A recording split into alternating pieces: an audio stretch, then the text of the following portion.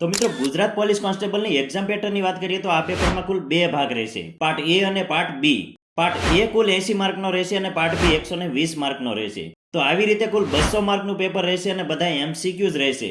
દરેક એમસીક્યુ દીઠ તમને 1 માર્ક આપવામાં આવશે અને ખોટા જવાબ માટે 0.25 ગુણ કાપી લેવામાં આવશે.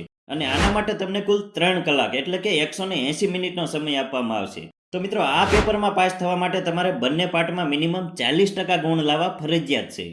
હવે પાર્ટ એ ના સિલેબસની વાત કરીએ તો તેનો સિલેબસ કંઈક આ મુજબનો રહેશે, જેમાં રીઝનિંગ અને માહિતીનું અર્થઘટન કુલ 30 માર્કનું રહેશે, તેમજ એપ્ટિટ્યુડ એટલે કે ગણિત પણ 30 માર્કનું રહેશે, અને છેલ્લે ગુજરાતી ભાષાનું અર્થગ્રહણ પણ કુલ 20 માર્કનું રહેશે.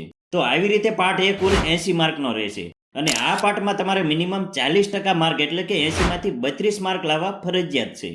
હવે પાર્ટ બી ના સિલેબસની વાત કરીએ તો તેનો સિલેબસ કંઈક આ મુજબનો રહેશે, જેમાં ભારતનું બંધારણ કુલ 30 માર્કનું રહેશે, તેમજ કરંટ અફેર્સ, વિજ્ઞાન અને ટેકનોલોજી અને સામાન્ય જ્ઞાન કુલ 40 માર્કનું રહેશે, અને છેલ્લે ગુજરાત અને ભારતનો ઇતિહાસ, ભૂગોળ અને સાંસ્કૃતિક વારસો કુલ 50 માર્કનો રહેશે. તો આવી રીતે પાર્ટ બી કુલ 120 માર્કનો રહેશે, અને આ પાર્ટમાં પણ તમારે મિનિમમ 40% માર્ક એટલે કે 120 માંથી 48 માર્ક લાવવા ફરજિયાત છે. તો મિત્રો, આ હતો આપણો સંપૂર્ણ સિલેબસ. સિલેબસની પીડીએફ ડાઉનલોડ કરવા માટે નીચે ડિસ્ક્રિપ્શનમાં ડાયરેક્ટ લિંક આપેલી છે, ત્યાંથી તમે ડાઉનલોડ કરી શકો છો. તેમજ આજનો વિડીયો જોવા બદલ આપનો ખૂબ ખૂબ આભાર.